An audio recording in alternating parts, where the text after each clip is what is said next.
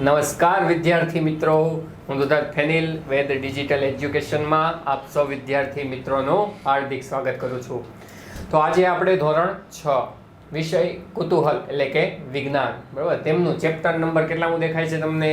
2, બરાબર, જેમનું નામ છે સરસ મજાનું તો કે સજીવ સૃષ્ટિમાં વિવિધતા. સજીવ સૃષ્ટિમાં શું જોઈએ છે આપણે ભાઈ? વિવિધતા જોઈએ છે, બરાબર. તો વિવિધતા માટે આપણે શું કરશું? ચાલો તો આપણે પહેલા આપણે સમજીએ એક શબ્દને. તો કે સજીવ એટલે શું, બરાબર? તો કે સજીવ એટલે આપણે બધા કેવા છીએ? સજીવ, બરાબર. પછી પક્ષીઓ સજીવ, બરાબર. પછી પંખો, હા, ત્યાં પછી સજીવ કહેતા નહીં, નિર્જીવ, બરાબર. પંખાના પાંખિયા છે ધીમે ધીમે મોટા થાય છે, નહીં, તો એને સજીવ ના કહેવાય, નિર્જીવ કહેવાય. આપણે ધીમે ધીમે મોટા થતા જઈએ છીએ તો કે હા, તો આપણે સજીવ થયા. પંખો બોલે, આપણે બોલી શકીએ, આપણે સાંભળી શકીએ, આપણે જોઈ શકીએ. તો જે મતલબમાં સજીવ અને નિર્જીવ તમને ખ્યાલ જ હશે, બરાબર. ચાલો તો કીડીને પાછું શું કહેશો તમે? સજીવ, હા, કારણ કે એ પણ ચાલી શકે છે પોતાની જાતે. એ પણ કીડી છે એની જેવી નવા સજીવને જન્મ આપી શકે છે, નવી નાની નાની કીડીઓને ઉત્પન્ન કરી શકે, તો એને સજીવ કહેવાય, બરાબર. તો સજીવ, બરાબર, જેનામાં જીવ હોય એને શું કહેવાનું? સજીવ. જેનામાં જીવ ના હોય તેને નિર્જીવ. ચાલો તો સજીવ સૃષ્ટિમાં, સૃષ્ટિ એટલે આપણી દુનિયા, આપણી પૃથ્વી, બરાબર, એ આપણી સૃષ્ટિ થઈ. અને વિવિધતા, વિવિધતા એટલે જુદું જુદું, બરાબર. ચાલો મેં પીળો ટી શર્ટ પહેર્યું છે, તમે બ્લેક પહેર્યું હશે, રેડ પહેર્યું હશે, યલો પહેર્યું હશે, અમુકે શર્ટ પહેર્યો હશે, અમુકે ગંજી પહેર્યું હશે ઉનાળો હોય તો, બરાબર. શિયાળો હશે તો કોઈ સ્વેટર પહેર્યું છે. તો આ શું થયું? બધું કપડાં જ છે. નામ કોના છે? કપડાના. પણ એમાં શું જોવા મળ્યું? અલગપણું, અલગ અલગ બધું જોવા મળ્યું. એને શું કહેવાય? વિવિધતા કહેવાય. તો આપણા ચેપ્ટરનું નામ આવું અદ્ભુત છે, સજીવ સૃષ્ટિમાં વિવિધતા. આપણી જે દુનિયા છે, બરાબર, એમાં રહેલા જે સજીવો છે એ કેવા છે? તો કે વિવિધ છે, બરાબર. ચાલો તો અહીંયા આપણને એવું કીધું છે. હવે એક આપણને સરસ મજાનો એક શ્લોક આપી દીધો છે. સરસ મજાનો શું આપી દીધો છે? શ્લોક, બરાબર. ચાલો જોઈએ હવે શ્લોકને સમજવાનો પ્રયત્ન કરીએ. અહીંયા કીધું છે છાયા મન્યસ્ય, બરાબર, એટલે કે જે વૃક્ષ છે એ પોતે શું આપશે આપણને? છાંયડો આપશે, બરાબર. હા, પછી કુર્વંતી તિષ્ઠંતી, અને પછી શું કીધું છે? સ્વયંમાં તપે, બરાબર, પોતે તપે, પોતે તપશે ને બીજાને છાંયડો આપશે. પછી બીજું શું કીધું? તો કે ફલાન્યતપી, બરાબર. પછી પરાથાર્ય વૃક્ષાહ સત્પુરુષા ઇવ. ચાલો હવે એનો મતલબ શું થાય? ચલો નીચે જો અહીંયા આપણને એનો મિનિંગ આપેલો છે. તો કે વૃક્ષો પોતે કઠોર તડકામાં ઊભા રહે છે. ઉનાળામાં વૃક્ષો ઊભા હોય કે નહીં? આપણને તડકે ઊભું રહેવાનું કીધું હોય તો આપણે ઊભા રહીશું, તરત છાંયો ગોતવા માંડશું કે નહીં? હા, પરંતુ અન્ય લોકોને શું આપે છે? છાંયડો આપે છે, બરાબર. અને તેમના ફળ પણ બીજા માટે હોય છે. કોઈ દી તમે એવું જોયું કે એક વૃક્ષ છે, ચીકુનું વૃક્ષ છે, જામફળનું વૃક્ષ છે, બરાબર, એ પોતાના ચીકુને પોતાના જામફળને ખાઈ રહ્યું છે? એવું કોઈ દી જોયું? લીંબુડી છે તો લીંબુ આવ્યા એ પોતે વૃક્ષ જ ખાઈ ગયું, એવું કોઈ દી જોયું? નહીં, એવું કોઈ દી જોવા નહીં મળે. તો ફળ બધા કોને આપે છે? અન્ય સજીવોને, બરાબર. પછી પ્રાણી હોય તોય ભલે, મનુષ્ય હોય તોય ભલે, પક્ષીઓ હોય તોય ભલે, કારણ કે ફળ કોણ કોણ ખાય? પ્રાણી ખાય, મનુષ્ય ખાય, પક્ષી પણ ખાય, બરાબર.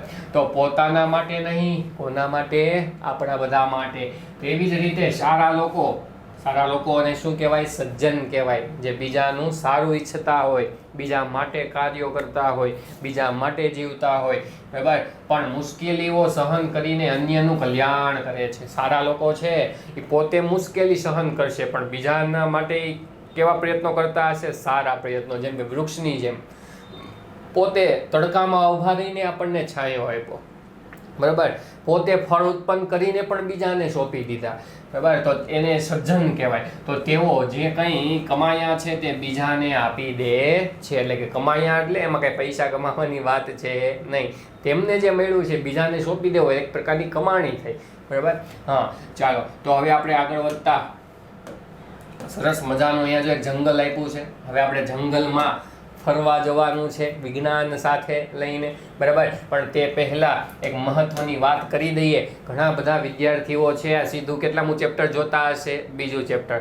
પણ એને એમ થાય કે મારે પહેલું ચેપ્ટર જોવું છે તો શું કરવું, બરાબર. ધારો કે તમારે અથવા તો ઘણા વિદ્યાર્થીઓને એમ થાય કે મારે સંપૂર્ણ વિજ્ઞાન ભણવું છે, બરાબર, આવી રીતના ઘરે બેઠા બેઠા શાંતિથી તો શું કરવું, તો કે તમારે આપણી પાસે સંપૂર્ણ એક કોર્સ રાખેલો છે. કયા વિષયનો સંપૂર્ણ કોર્સ છે, તો કે જો ગણિતનો પણ છે, જેમ વિજ્ઞાન ભણીએ છો એમ ગણિત પણ તમે ભણી શકશો, વિજ્ઞાન, અંગ્રેજી અને સામાજિક વિજ્ઞાન, સમાજ વિદ્યા, બરાબર. આવા 4 વિષયો.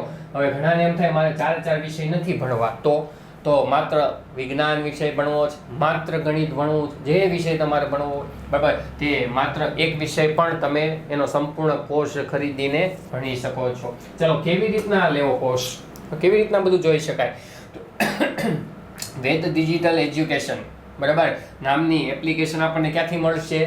પ્લે સ્ટોરમાંથી, જ્યાં તમે ગેમ જ્યાંથી ડાઉનલોડ કરો ત્યાંથી. હવે જુઓ આપણી પાસે કેટલા સબસ્ક્રાઈબર છે, તો કે 5 લાખ સબસ્ક્રાઈબર છે, બરાબર. એટલે ચિંતા જેવો વિષય છે નહીં, આપણા પર ઘણા બધાને ભરોસો છે, બરાબર. ચાલો, હવે એ ઇન્સ્ટોલ થઈ જાય પછી એને ઓપન કરશો એટલે જો આ પેજ ખુલશે. આ પેજમાં તમારે શું નાખવાનું છે જુઓ તો, ફોન નંબર, તમારો ઘરે જે ફોન નંબર હોય તે, અને સેન્ડ ઓટીપી કરીને એની પર ક્લિક કરવાનું.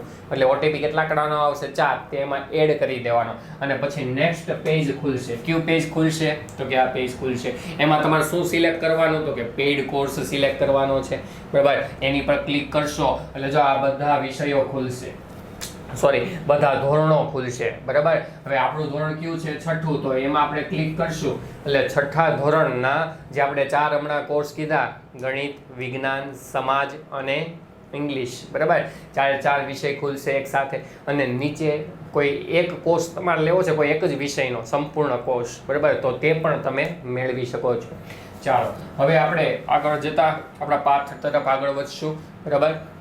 ચાલો, હવે આપણે અહીંયા જો તમે જોઈ શકો છો આપણી પાસે આપણા એક શિક્ષક છે ને 2 વૈજ્ઞાનિકો છે, બરાબર. આ ત્રણેય સાથે આપણે જંગલની સફરે પર્યાવરણને માણવા જવાનું છે, બરાબર. ચાલો, તો હવે આપણે એક પ્રવાસમાં જવાનું છે એવું વિચારીને હવે આપણે ભણશું, બરાબર. મજા આવશે. આપણે પ્રવાસમાં જતા એવું મગજમાં વિચારતું જવાનું છે. ચાલો, તો ગઈકાલના તાજગીસભર વરસાદ પછીની એક ખુશનુમા સવાર.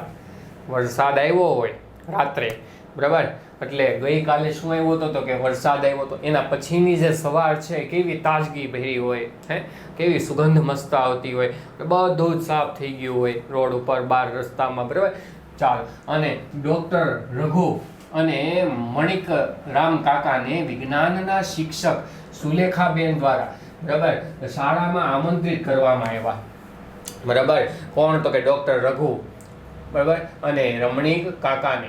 આ વિજ્ઞાનના શિક્ષક કોણ છે? સુલેખાબેન, બરાબર. તો આ આપણા શિક્ષક છે, એણે કોણે આમંત્રણ આપ્યું? તો કે ડૉક્ટર રઘુભાઈને, અને બીજા કોણ હતા? મણિરામ કાકા. આ બંનેને આમંત્રણ આપ્યું આપણા શિક્ષકે, બરાબર. અને પછી જેથી એક રોમાંચક નેચર વોક, નેચર એટલે આપણું કુદરત, આપણું પર્યાવરણ, બરાબર, ની એને શું કરવાનું છે? કુદરતને જાણવાની યાત્રા. નેચર વોક એટલે તો ખબર ને, ચાલવું, બરાબર. ચાલતા ચાલતા બધું જોતું જવું, સમજતું જવું, વિચારતું જવું. તો આવ્યો રોમાંચક નેચર વોકમાં આપણે જવાનું નક્કી કર્યું, બરાબર. એની સાથે આપણને એની માહિતી આપનાર કોણ છે? ડૉક્ટર રઘુ, અને કેવા કાકા? તો કે મણિરામ કાકા, બરાબર. અને આપણા પાછા શિક્ષક, એટલે આપણને કંઈ અજાણ્યું લાગે નહીં.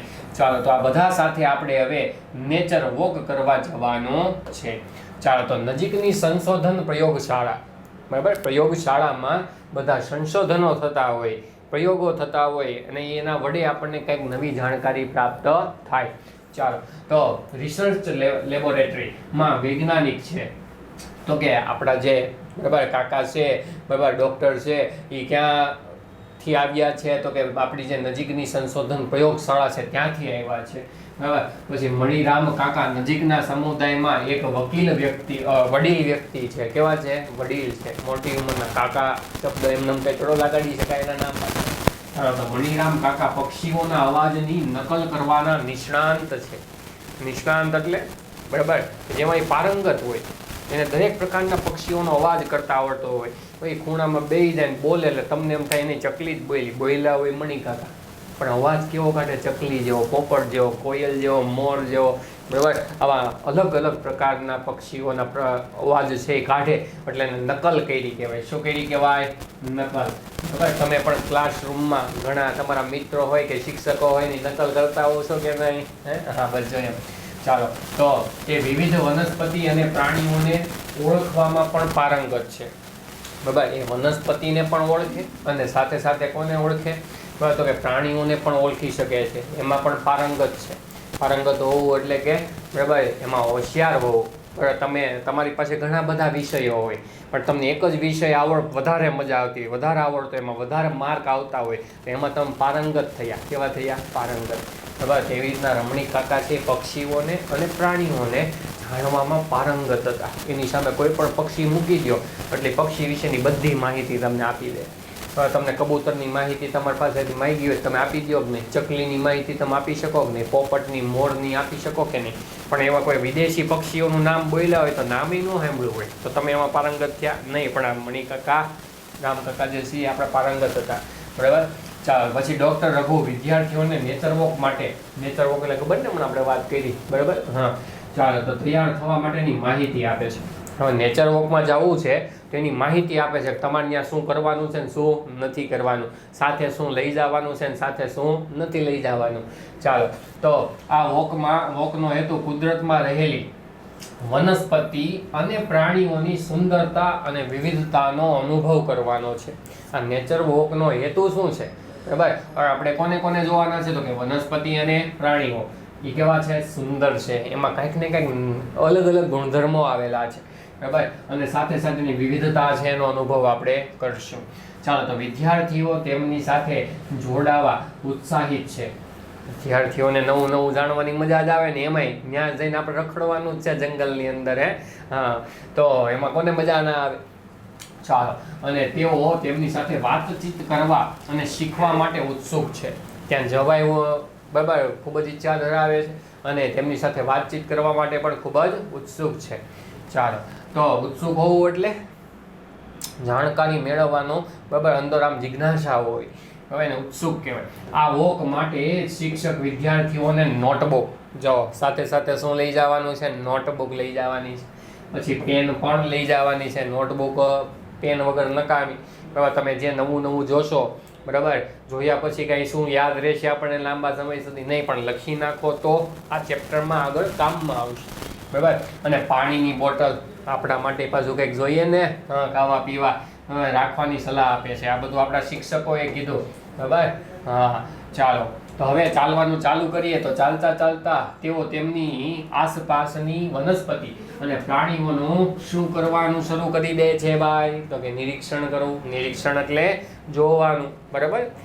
આપણે આગળના ચેપ્ટરમાં હું ભણ્યા હતા ભાઈ? અવલોકન કરવું. અવલોકન એટલે જોવું, બરાબર, સમજવું. અને નિરીક્ષણ એટલે જોવું, સમજવું. અને આપણે નોટ પેન લઈ ગયા છે એમાં લખી નાખવું. ચાલો, તો ડૉક્ટર રઘુ વિદ્યાર્થીઓને બગીચામાં આવતી વિવિધ પ્રકારની ગંધની નોંધ લેવાની સલાહ આપે છે.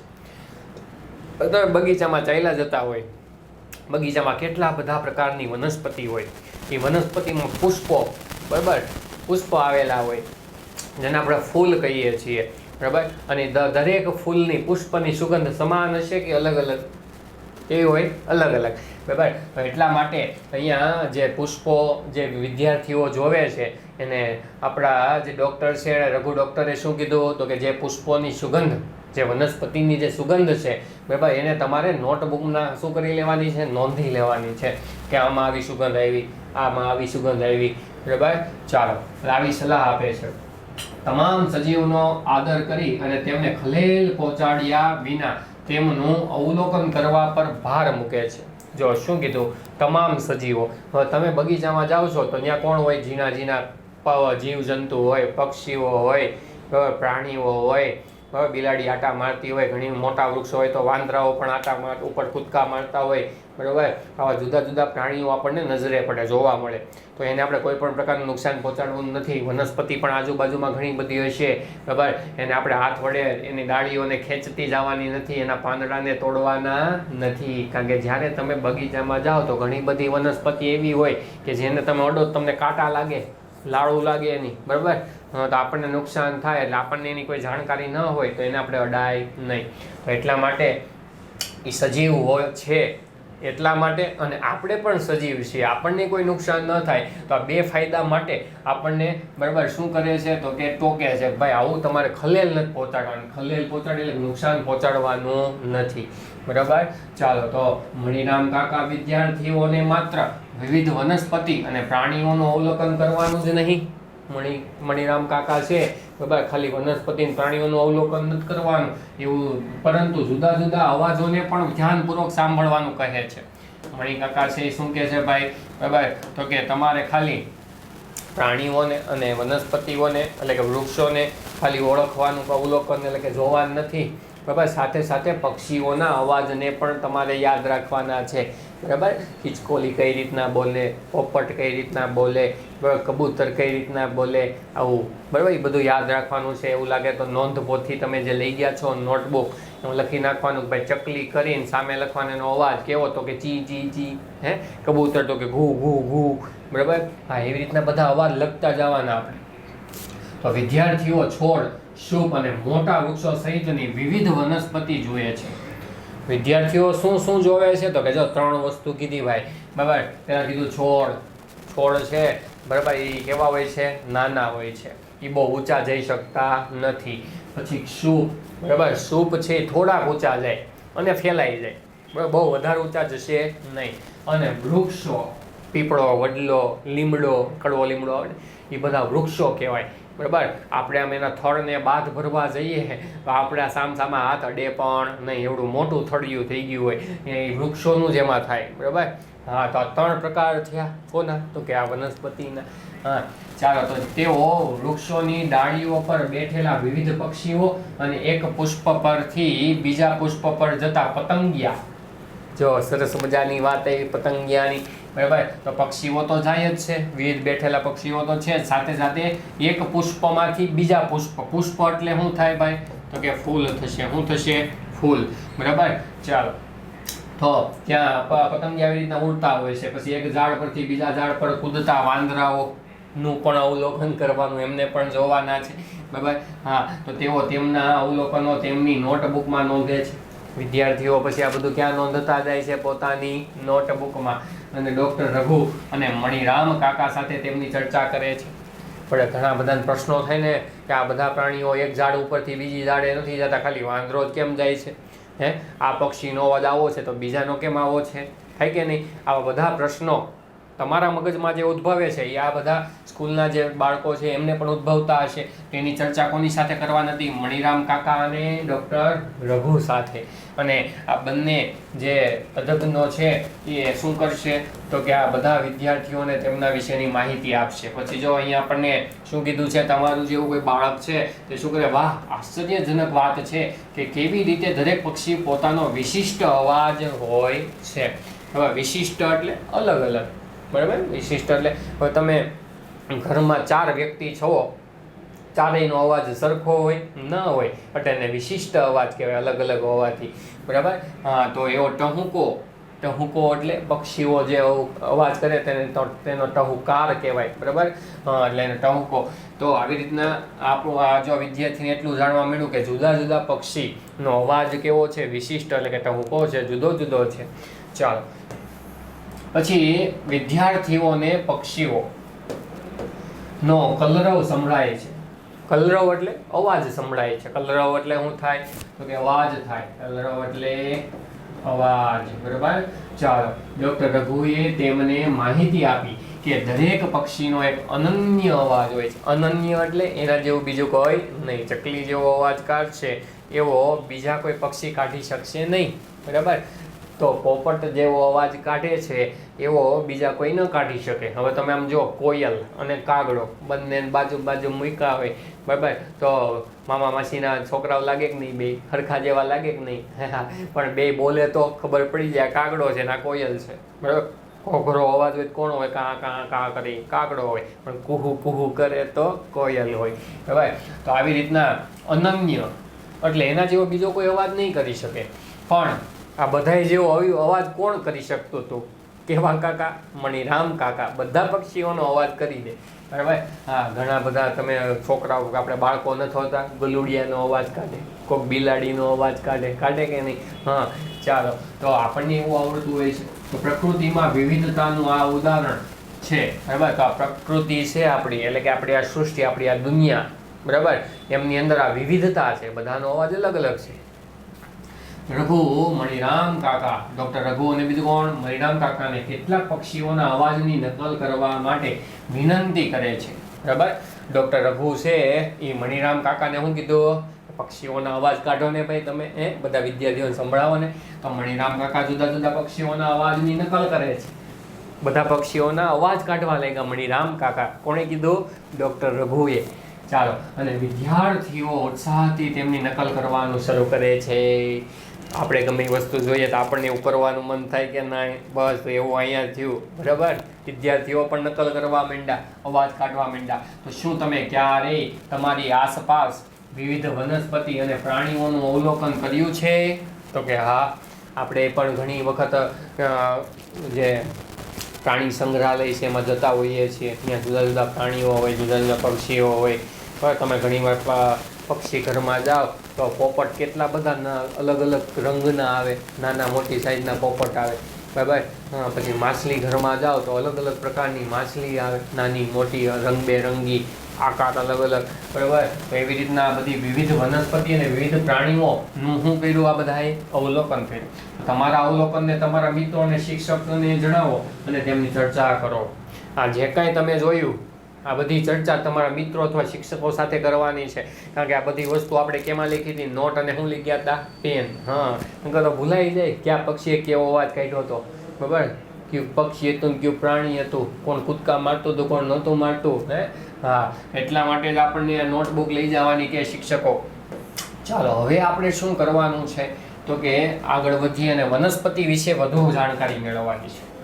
અત્યારે હાલમાં આપણે કોના વિશે જાણકારી મેળવશું? વનસ્પતિ વિશે, જેને આપણે વૃક્ષ કહીએ છીએ, જેને ઝાડ કહીએ છીએ. તો આપણી આસપાસ વનસ્પતિ અને પ્રાણીઓમાં વિવિધતા રહેલી છે કે નહીં? વિવિધતા છે. બિલાડી ને કૂતરો બે હરખા કહેવાય નહીં. બરાબર. ઊંટ અને ગધેડો બે હરખા કહેવાય નહીં. બરાબર. ગેંડો અને હાથી બે હરખા કહેવાય નહીં. તો આ વિવિધતા થઈ. ચાલો, તો એના માટે આપણે વનસ્પતિ માટેની એક શું કરશું? પ્રવૃત્તિ કરશું. બરાબર. ચાલો, જાણકારી મેળવીએ અને નોંધ કરીએ. જાણીએ અને પાછા એને નોંધીએ. નોંધ કરીએ એટલે કે એને આપણે લખીએ, જેના કારણે આવનારા સમયમાં પણ આપણને યાદ રહે, ભૂલાઈ ન જાય.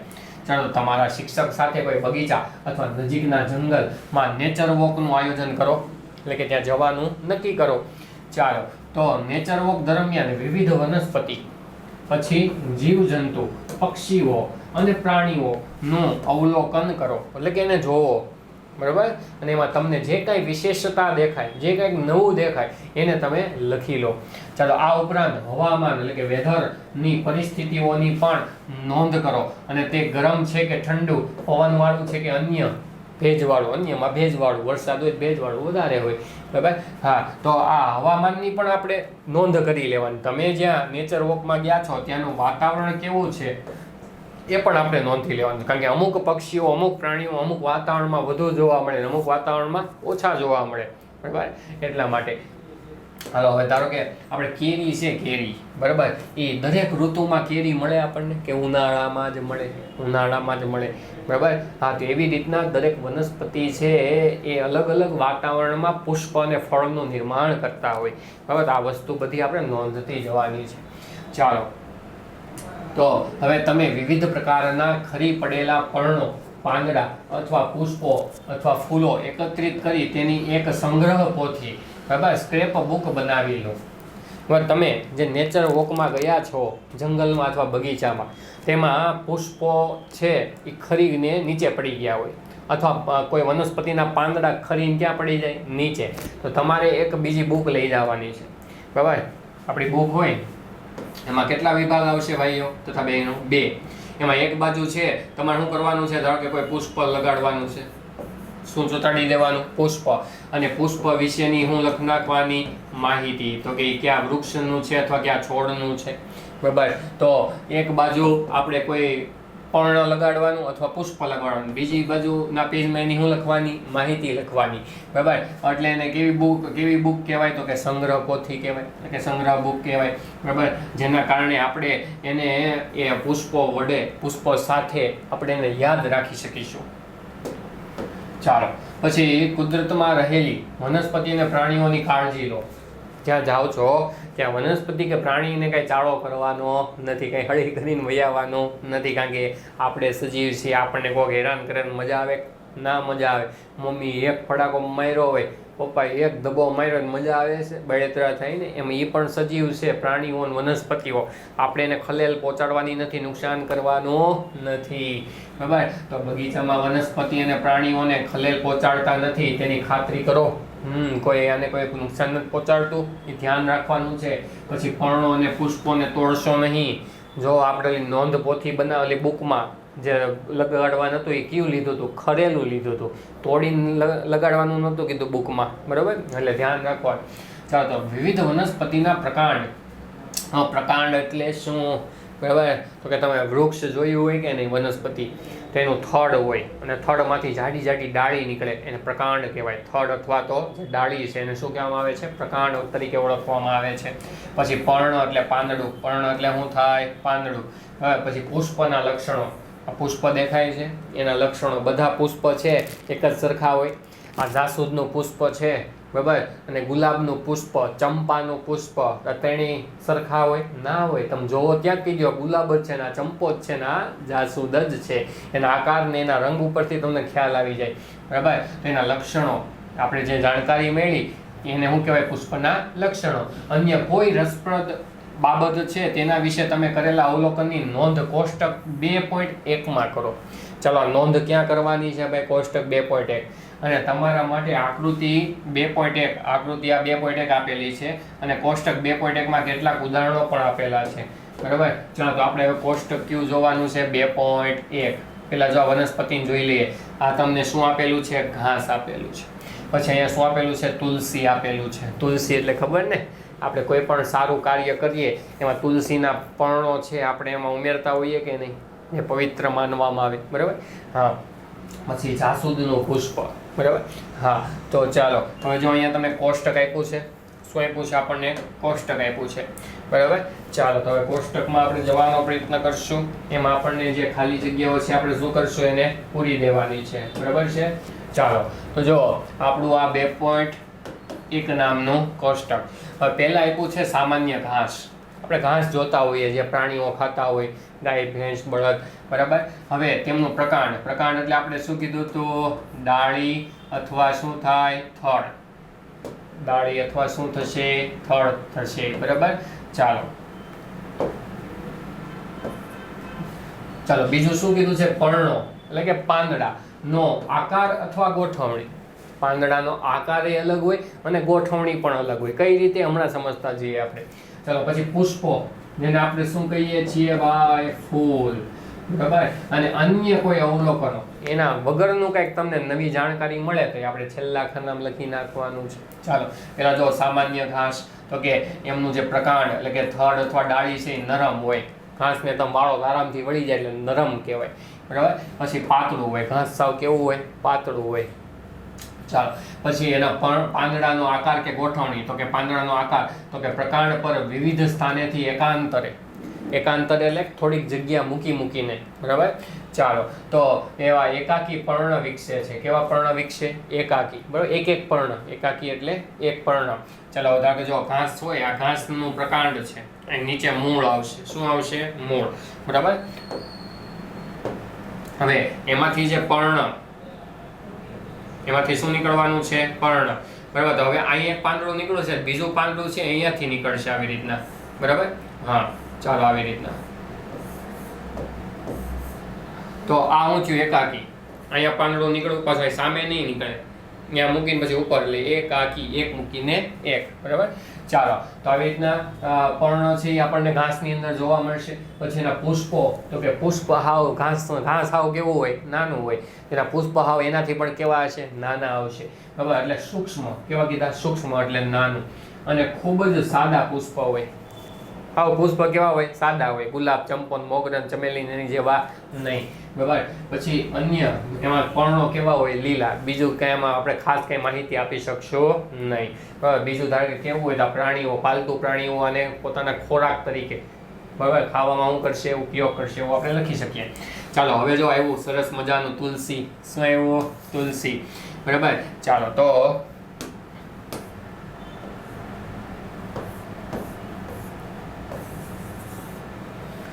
હવે આપણે તુલસી વિશેની ચર્ચા કરશું.